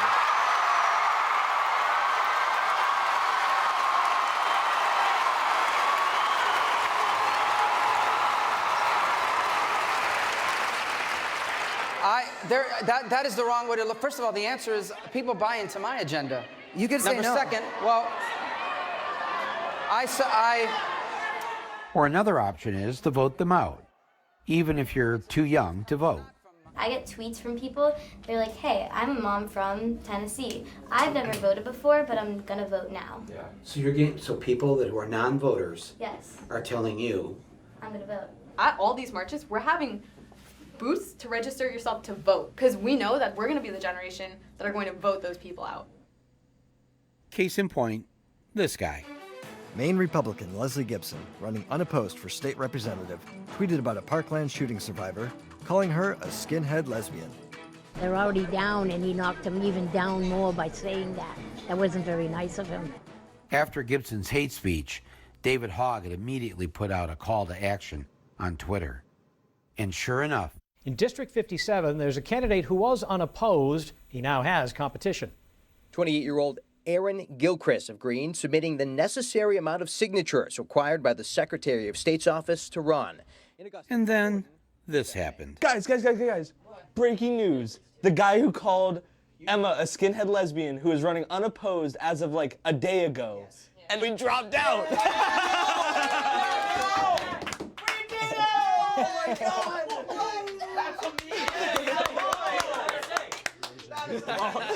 She had just met the deadline at 5 o'clock in Maine yesterday to run against this asshole. I just can't believe that it was a day. It was literally a day. Literally. It's like, both Emma and I failed 2 psych tests today. Oh no. But it's fine.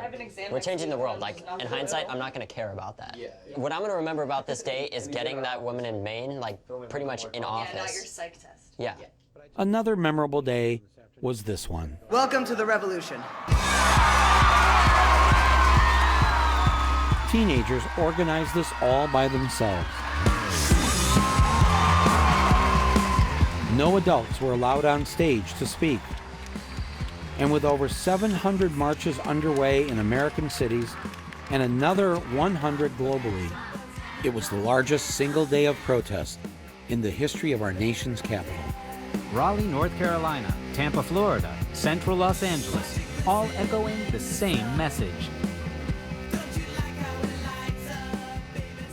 And when a message is urgent enough, sometimes help arrives. City of Flint, USA,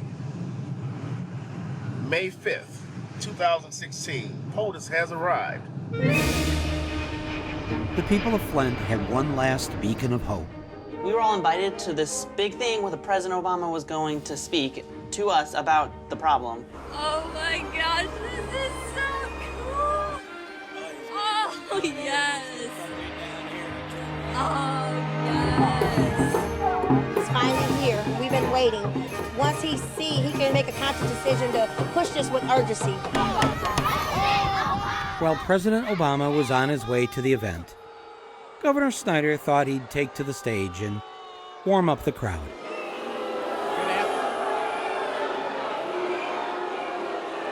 Good afternoon.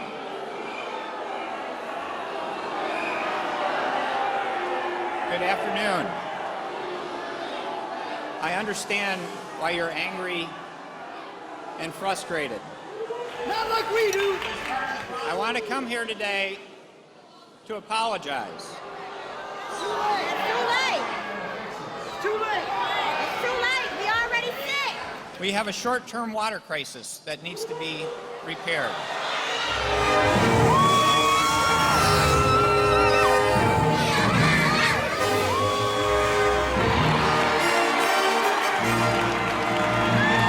Thank you for caring for us, Obama. Flint's recovery is everybody's responsibility. And I'm going to make sure that responsibility is met. That's why I'm here. To tell you directly that I see you and I hear you.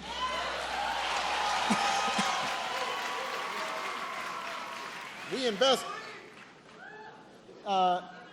Can I get some water? Come on up here. I want a glass of water. Get a bottle. A bottle of water. I want a glass of water. Everybody settle down. This is a feisty crowd. Thank you. I really did need a glass of water. This is not a stunt. What? He wet his lips. He did not drink it. He didn't sip it. He wet his lips. There was an audible gasp in the audience. People were just like absolutely dejected. Why would you do that? I am sure that somewhere when I was 2 years old, I was taking a chip of paint, tasting it, and I got some lead. Yeah, that's like talking about like, well, I didn't wear a seatbelt and I'm fine. It's like, but there were tons of people that died. Backstage, the president, sitting at the table with the criminal governor, decided to perform his stunt all over again. You know, generally I have not been doing stunts here, but, you know. That's not what I expected. That's what Snyder did. It felt like he minimized like what people were actually going through and struggling with. If you were actually lead poisoned, you would not be president, you would be janitor Barack Obama. We were holding on to hope that he would declare a disaster area. A disaster would give us FEMA, it would give us pipe replacement, get engineers in here. Then we could get Medicare for all the residents of Flint. As soon as he took a drink of the water and said everything's fine, that was that. And look at it, years later, it's still poison. When he came here, he was my president, but when he left, he was not my president. I would again go back to the president's visit last week. He reinforced the message that filtered water has been determined to be safe for people to drink. This, again, was our hero, and we thought he was going to come here and help us. But they do have a mural of him, and you ride past it now, and his head is busted out. It was devastating, and it depressed the vote. And I know people that stayed home and just said to hell with all of them. I don't know. I don't know. But I don't know why. I don't know why anybody would have advised him to do that, and I don't know why he would do it. And to the average person, then the Democrats don't look like the people who are going to come to the rescue. Right. So in Flint, the number is something like 8,000 African-American voters who voted twice for Obama chose not to vote. Hillary lost in Michigan by 2 votes per precinct on average. 2 votes per precinct. 10,000 and some votes was it. So where are we left? Yeah. The worst thing that President Obama did was pave the way for Donald Trump. Because Donald Trump did not just fall from the sky. The road to him was decades in the making. Under President Obama, it became okay to imprison whistleblowers more than all previous presidents combined. He used drone strikes to bomb civilian populations. And he deported a record number of immigrants and refugees. What Flint needed was for President Obama to dig up the toxic pipes and have them replaced. But instead of sending in the Army Corps of Engineers, he just sent in the Army.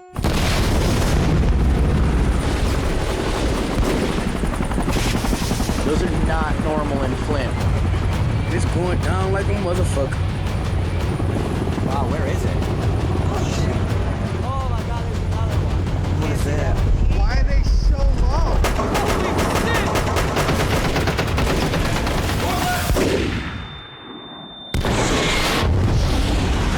June 25th, Flint, Michigan.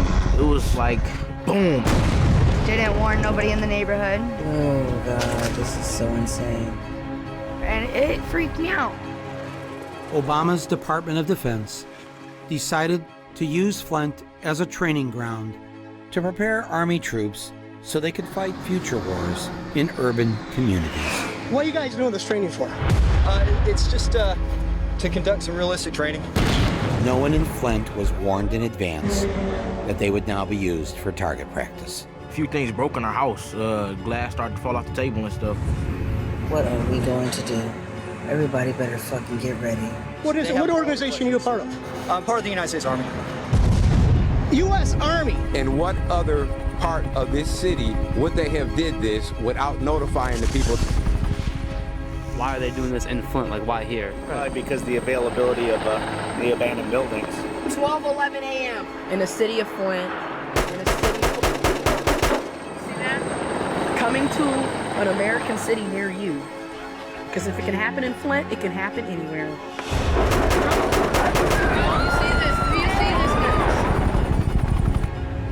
If you are from Flint, you have a whole different definition of terrorism.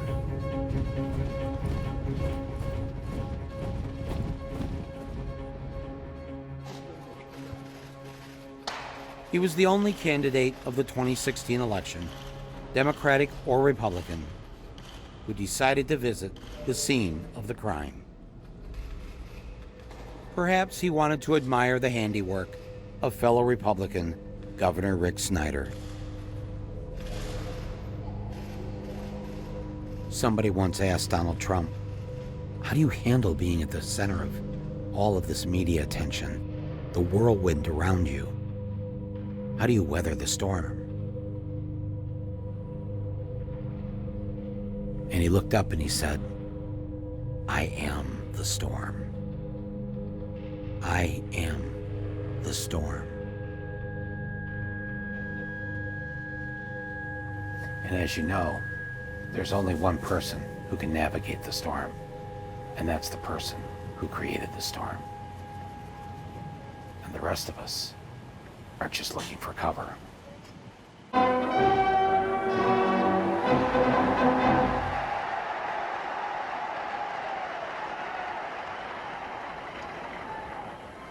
Thank you very much.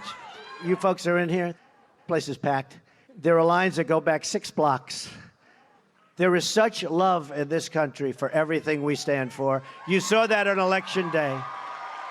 And you're going to see it more and more. So we're all part of this very historic movement, a movement the likes of which, actually, the world has never seen before.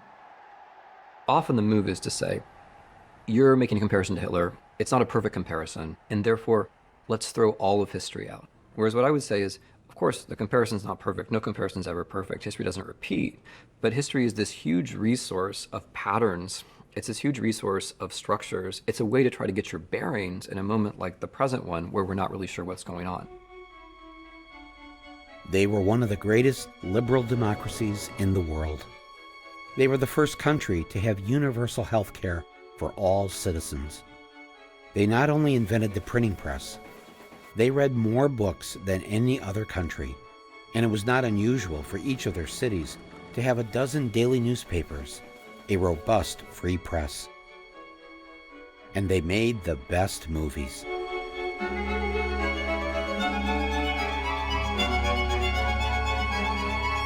The art, the culture, the science, they were considered the most intelligent people on earth. In November of 1932, they elected an immigrant, an Austrian, to be their leader. He had no political experience. He didn't talk like a regular politician. He just told it like it is. It was so refreshing. Women loved him. Children were always excited to see him. Oh, and he loved animals. Look what Hitler dines on. Not even soup for the ascetic vegetarian. Just a couple of crackers for a victory banquet. He told jokes, he told stories. He was a great dancer.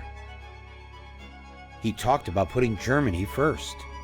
And when German football players disrespected the national anthem, they were punished. He talked about creating jobs for everyone. He built roads and infrastructure and camps. He knew how to use the new media, radio, newsreels, and in 1935, he started his own TV network 4 years before Americans were introduced to television. Heil Hitler! He even knew how to use fake news. Im Lager Juden von verschiedenen Berufen haben die Gelegenheit, ihr Berufsleben wieder aufzunehmen. Oh, how the crowds flocked to see him. But his Nazi party only won 32% of the seats in parliament, which the Germans called the Reichstag. The popular vote was won by Germany's left liberal parties. Hitler wanted more. A few weeks after his inauguration, there was a terrorist incident. Somebody set the German parliament building, the Reichstag, on fire. Many believed it was the Nazis who did it in order to create a national emergency. But Hitler blamed the Communists. The Communist Party was banned, and their seats in parliament taken away. The liberals were vanquished, and the public supported Adolf Hitler, taking complete control.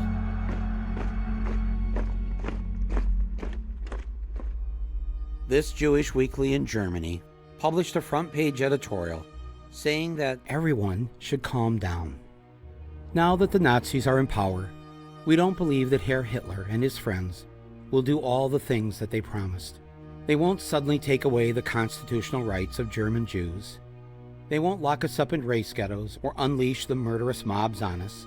They can't do these things because the Constitution won't let them. Back in the U.S., the New York Times agreed. They reassured the American people that things would not be that bad. They even wrote flattering articles and said that Hitler's anti-Semitism was not so genuine or violent as it sounded, and he was merely using anti-Semitism as a bait to catch followers. When you track how people first reacted to Hitler and Mussolini, they said, oh, he's just insane. Or the classic thing is that the elite party, in this case, the GOP, we're going to invite him into power, and then we're going to control him. How am I doing? Am I doing okay? I'm president. Hey, I'm president. Can you believe it, right? Over and over in history, what has happened is that these people get invited in, they get legitimized, and then they take over the show. There is no Republican Party. There's a Trump Party. At 12:05 p.m. on January 20th, 2017, just minutes after being sworn in as president, So help me God. Trump filed the paperwork for the Trump 2020 re-election campaign. Within days, he went right back to holding rallies. Keep America great! Exclamation point. And campaigning for an 8-year presidency. Unless they give me an extension for the presidency. These are what I call trial balloons. You throw out an idea that previously was unthinkable. 4 years, 8 years, or as you know, FDR, in one case, 16 years. Should we go back to 16 years? Should we do that? Congressman, can we have that extended? Unthinkable in democracy or unthinkable for human rights reasons. She is a great gentleman. He's now president for life. President for life. No, he's great. Hey, look, he was able to do that. I think it's great. Maybe we'll have to give that a shot someday. They float these ideas, they get them out there, and then the press does its job for him. President Trump offering his congratulations to Turkey's President Erdogan for winning a referendum that grants him sweeping new powers. Picks them up, amplifies them, circulates, and then it becomes a thing. You know, the last time I jokingly said that, 16 years, the papers started saying, he's got despotic tendencies. Now, I'm not looking to do it. Unless you want to do it, that's okay. And it becomes part of the discourse. Half of all Republicans in a poll said they would agree to postpone the 2020 election if President Trump asked them to. 52% of Republicans would support postponing the 2020 election if Trump proposed it. And he hasn't even proposed it. People do think, well, we have this democracy, we've had it for over 200 years, it's not going anywhere. But it's so bogus. That's just not true, Michael. We've had a democracy since circa 1970. I mean, if black people can't vote, it's not really democracy. If women can't vote, it's not really democracy. Democracy, I mean, I love the fact that I live in a country which is more democratic than others. But I will say that democracy in America is an aspiration. It's somewhere we've got to get. I mean, when only half the population is voting, when there's unlimited money in politics, we're not there yet. Over 1 million new jobs, companies investing billions in America, stock market reaching all-time record highs, our country strong again. Never in American history has a president kept more of his promises in his first 2 years in office. Not the promises he made to the voters, but the promises he made to his fellow billionaires in the ruling class. A record tax cut for the rich, passed. Obamacare. It's obvious that it's failing. It's dead. Dead. banking regulations either weakened or removed. Doesn't get much bigger than that, right? And is on his way to packing the court with 140 conservative judges. A modern-day record. And making lifetime appointments to the Supreme Court with right-wing judges. The Paris Climate Accords will withdraw. The Iran nuclear deal Will withdraw. our reconciliation with Cuba. I am canceling. Privatized prisons. Whose stock has nearly doubled. Privatized public schools. And he's building that wall. We want to make it perfecto. We shall establish, beyond the realm of doubt, facts which, before the dark decade of the Third Reich, would have seemed incredible. I had a defendant who killed 90,000 Jews, and I asked him, why did you do that?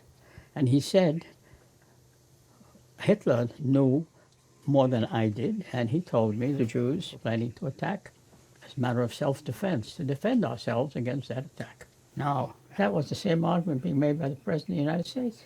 What Trump is doing. We're doing something for which I hanged this man.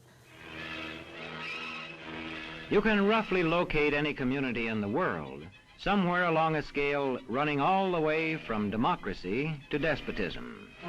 I hated watching this stuff in civics class, but boy, do I miss it now. When a competent observer looks for signs of despotism in a community, he looks beyond fine words and noble phrases. USA! As a community moves towards despotism, common courtesy is withheld from large groups of people on account of their race. You're a fucking piece of shit, you fucking spit. Nasty fucking nigger. Are you a citizen? Yes, I am a Are you a citizen. United States citizen? Can you please get away from me? Then you should not be Can wearing you that. please get away from me? I hate you, fucking Chinese fuck. Excuse me. Put your hands up one more time, motherfucker. You should get in that fucking Jewish oven and die like your head. The fuck? Fuck you and you nigger fucking people.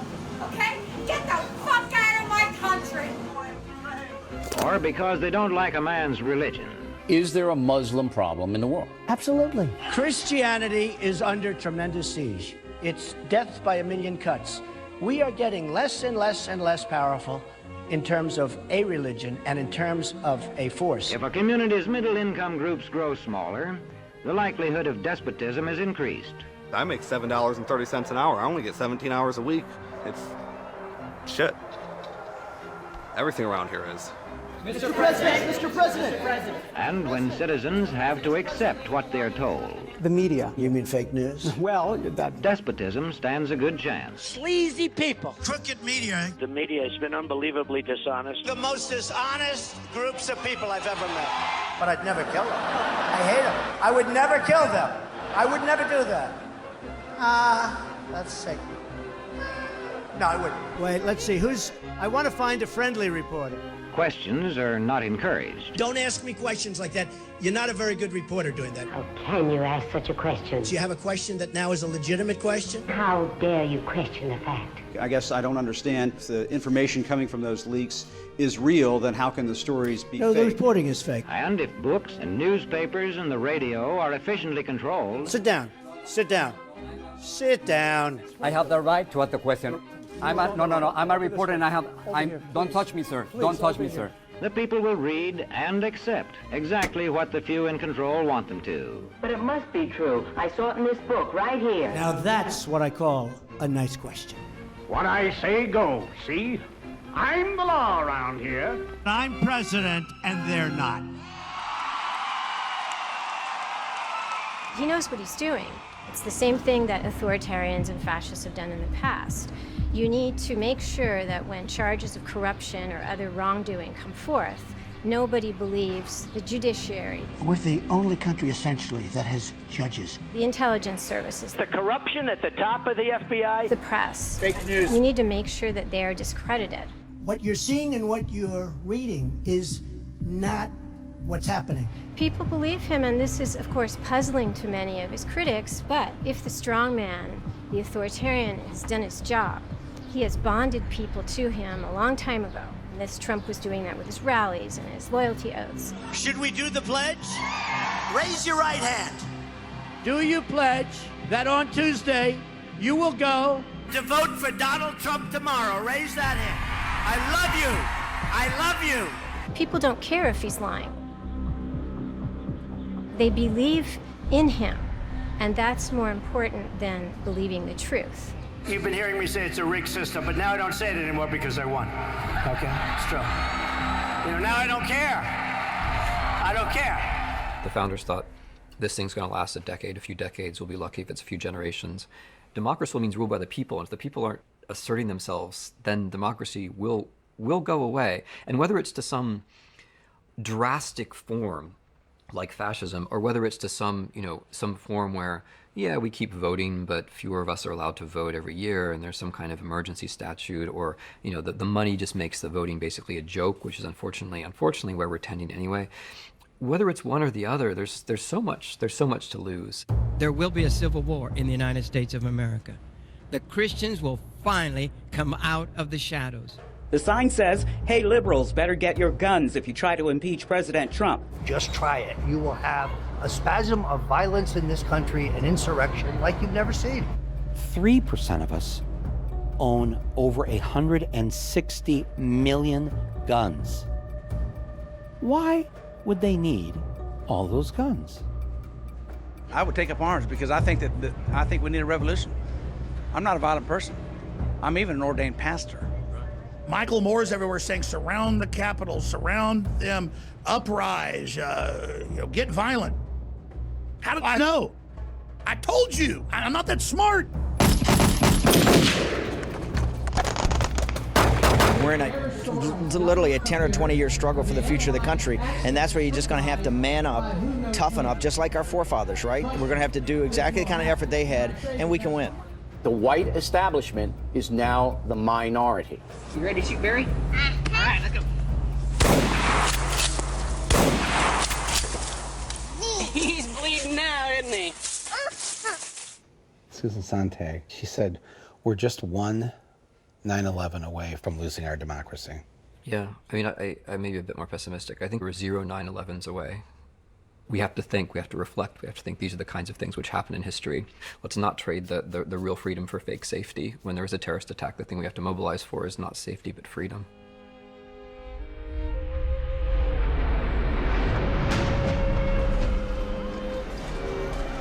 There is one report, as of yet unconfirmed, that a plane has hit the World Trade Center, and you can see that there is smoke there coming out of at least two sides of the building. The search is underway for those who are behind these evil acts. The USA Patriot Act, adopted by Congress and signed by Bush 6 weeks after the attacks, allows for searches of medical and financial records, computer and telephone conversations, and even for the books you take out of the library. Most of the people we spoke to say they're willing to give up some liberties to fight terrorism. Either you are with us, or you are with the terrorists. Donald J. Trump is calling for a total and complete shutdown of Muslims entering the United States. Last week, ICE agents fanned out in raids like this one in every state. Ripping children away from their families under this new policy. ¿De dónde son ustedes? ¿Y tú? Guatemala. No llores. Vas a llegar con... Mira, ella te va a explicar y te va a ayudar.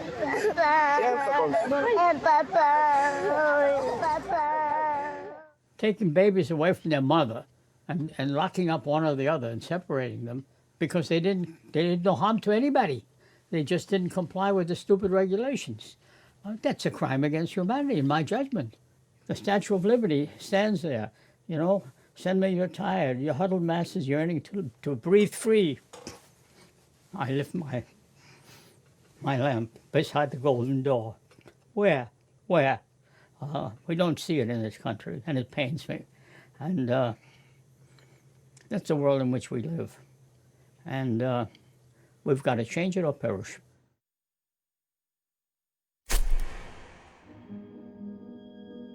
Months from now, when we realize that the democracy we wish we'd had never came to be, and what we did have was eliminated due to some national emergency, will we ask ourselves, When was that moment we could have turned things around before it was too late? Was it when the teacher in your family had to get a second job? Was it when you first saw the friendly cop on your beat wearing this and driving around in that? Was it when, after months of being addicted to the pills you've been given to make the pain go away, that you realized it really wasn't the pain that needed to go away? Was it when you first heard that the president you dearly loved took more money from Goldman Sachs than any other contributor, and you wanted to tell someone, but instead, you just quietly threw up in your mouth? Was it when you convinced yourself that this misfortune would never come to your town? Was it when you realized that we do indeed love our guns more than we love our kids? And that if this is the America we're trying to save, maybe we need to ask ourselves, why? Why save this America? The America I want to save is the America we've never had. It didn't need to end up like this. And it still doesn't.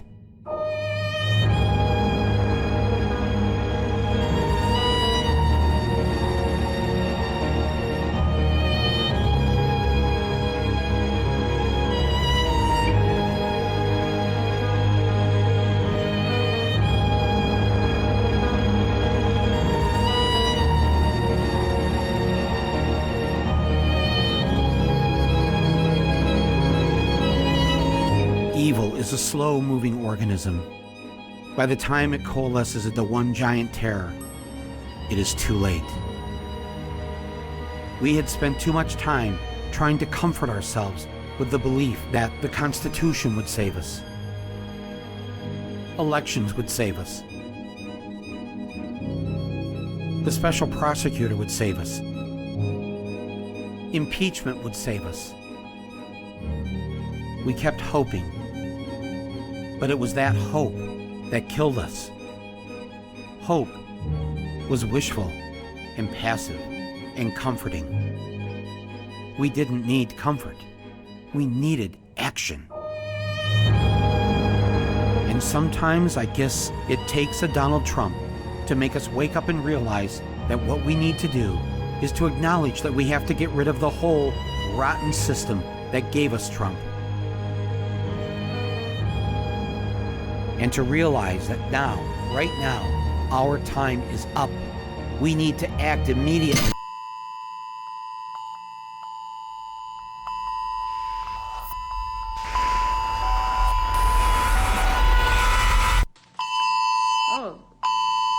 Oh gosh, what happened? Ballistic missile threat inbound to Hawaii. Seek immediate shelter. This is not a drill. Oh my god! What do we do? It says this is not a drill. This is not a drill. Those are the exact words. Ballistic missile threat inbound to Hawaii. Seek immediate shelter. This is not a drill. What about tourists? We have no idea where to go.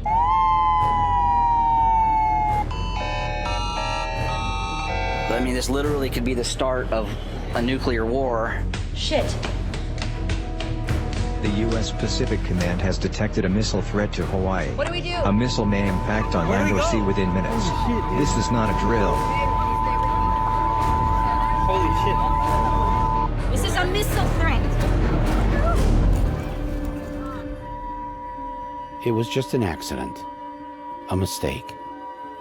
But make no mistake about it, this is the world in which we now live. 911, what is the emergency? Stoneman Douglas High School. They were shooting into my classroom. 6 minutes and 20 seconds with an AR-15, and my friend Carmen would never complain to me about piano practice. Aaron Feist would never call Kira Miss Sunshine. Alex Schachter would never walk into school with his brother Ryan. Scott Beagle would never joke around with Cameron at camp. Helen Ramsey would never hang out after school with Max. Gina Montalto would never wave to her friend Liam at lunch. Joaquin Oliver would never play basketball with Sam or Dylan. Elena Petty would never. Kara Lugren would never. Chris Hickson would never. Luke Hoyer would never. Marquine Duque Aguiano would never. Peter Wang would never. Alyssa Al-Hadaf would never. Jamie Guttenberg would never. Meadow Pollock would never.